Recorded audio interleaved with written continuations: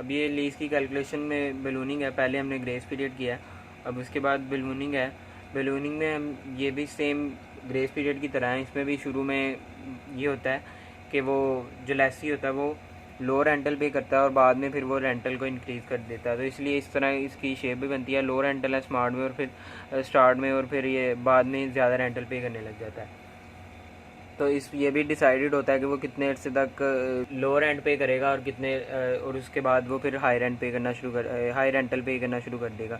तो same grace period की तरह इसमें बताया होगा। तो इसमें जो स्लाइड्स में एग्जांपल है वो ये है कि एक एसेट है जिसकी कॉस्ट है या 1 मिलियन और उसकी लीज़ की मनी जो है वो 1 लाख है, और उसके बाद जो मार्कअप का रेट है वो 16% पर एनम है, और पेमेंट क्वार्टरली होती है, और जो ईयर्स हैं वो 3 है। तो ये 16% पर ईयर का रेट है अगर क्वार्टर्स में है। अगर मंथ में होगा तो हम इसको 12 में डिवाइड कर देंगे। क्वार्टर्स में है तो डिवाइड बाय 4 करेंगे, तो 16 डिवाइड बाय 4 करेंगे तो हमारे पास 4% आ जाएगा पर क्वार्टर का रेट। और हमारे पास जो नंबर ऑफ पेमेंट्स हैं 3 साल के लिए लीज़ है और हर क्वार्टर के बाद पेमेंट हो रही है, तो 1 साल में 4 पेमेंट है और 4 को 3 से मल्टीप्लाई करेंगे तो 12 आएगा। ये आगे जितने भी एग्जाम्पल्स हैं सब में यही अमाउंट है और यही सारी जो रेट है और ईयर्स हैं सेम है। अब इस बलूनिंग में जो स्लाइड्स में उसमें ये है कि पहले 8 क्वार्टर के लिए वो सिर्फ मार्कअप पे करेगा और फिर बाद में वो प्रिंसिपल भी पे करेगा, लेसी और मार्कअप भी पे करेगा। तो पहले वाले वही फॉर्मूला है PMT=PV डिवाइड बाई ए, और PV जो है वो 9 लाख है, जो ए है उसका भी फॉर्मूला वही है। इसी में इसमें भी ग्रेस पीरियड की तरह हमने वहाँ पे मैंने जी लिखा था, यहाँ पे मैंने बी लिखा है क्योंकि बलूनिंग है इसलिए। आपकी मर्ज़ी है अपनी आसानी के लिए यहाँ लिखना चाहें या ना भी लिखे, तो याद रख ले कि जो आपने बलूनिंग के लिए उसको जितने क्वार्टर डिसाइड हुए होंगे उसको लेस करवाना है। तो इसका फॉर्मूला ये होगा 1 - 1 डिवाइड बाय 1 + r⁻n माइनस जितना भी आपने टन्योर डिसाइड किया होगा बलूनिंग के लिए, या उसकी जितना टन्योर आपने डिसाइड किया होगा जिसमें उसने प्रिंसिपल नहीं रीपे करना, मार्कअप करना है सिर्फ, तो उसके बाद डिवाइड कर देंगे आर के साथ इसको।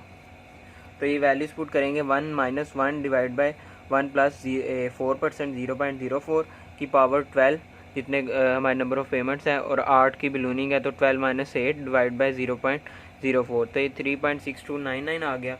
और इसे फॉर्मूले में पुट करेंगे PMT=9 लाख डिवाइड बाय 3.6299, तो ये 2,47,941 आ गया। अब जो हमने रेंटल की पेमेंट करनी है वो ये है। अब बलूनिंग में अब इसका अमोर्टाइजेशन स्केड्यूल बनाएंगे। अब बलूनिंग में हमने इसके साथ डिसाइड किया जैसे ग्रेस पीरियड में डिसाइड किया होता है कि आपने प्रिंसिपल रीपे नहीं करना, तो इसमें हमने डिसाइड किया हुआ है कि 8 क्वार्टर के लिए उसने प्रिंसिपल रीपे नहीं करना, सिर्फ मार्कअप पे करेगा। तो सबसे पहले नंबर ऑफ पेमेंट आ गई, इसके बाद ओपनिंग बैलेंस है। तो ओपनिंग बैलेंस में हमारे पास 9 लाख सबसे पहले आ गया, उस पर हमने 4% मार्कअप चार्ज किया तो ये 36,000 बन गया। उसके बाद प्रिंसिपल उसने रीपे नहीं करना था तो प्रिंसिपल 0 आ जाएगा, और जो हमने वहाँ पे फॉर्मूला लगा के PMT कैलकुलेट किया है वो पहले 8 रेंटल पे एप्लीकेबल नहीं होगा, बिल्कुल उसी तरह जैसे ग्रेस पीरियड में था। 9वें रेंटल में वो ही वाला जो रेंटल है वो एप्लीकेबल होगा।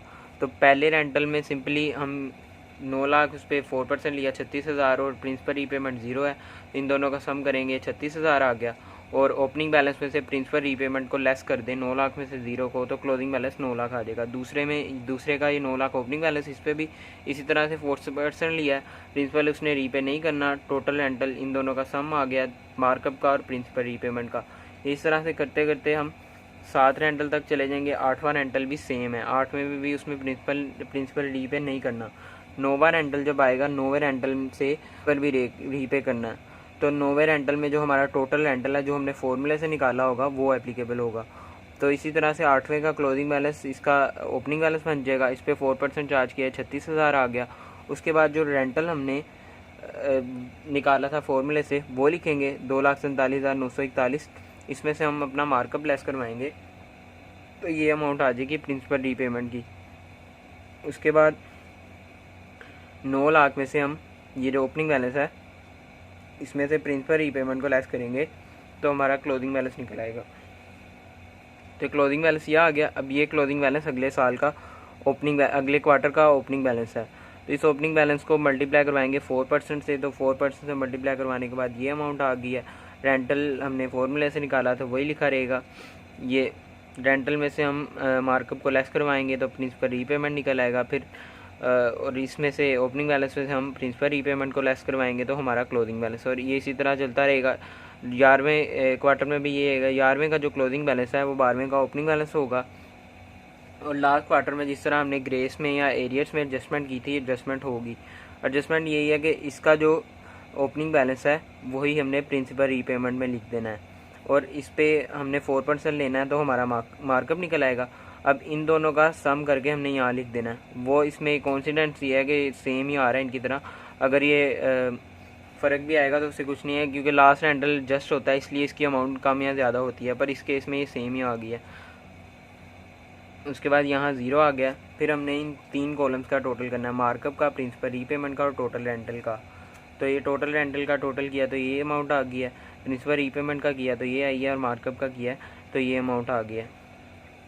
अब इसके बाद हमने रिकन्सिलिएशन बनानी है, वो मैंने ग्रेस पीरियड में बताया हुआ कि कैसे बतानी है। इसमें ऐसे ही बता देता हूँ, मैंने बनाई नहीं हुई। यही करना है कि जो टोटल रेंटल है 36,000 को 8 से मल्टीप्लाई करवा के यहाँ लिख देंगे। उसके बाद नीचे लिखेंगे इस अमाउंट को 4 से मल्टीप्लाई करवा के यहाँ लिख देंगे। उन दोनों का सम करेंगे तो ये अमाउंट आ जाएगी।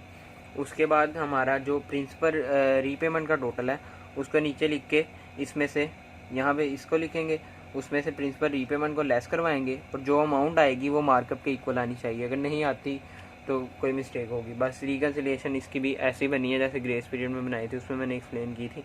इसमें मैंने बनाई भी नहीं है, बता दिया मैंने वैसे।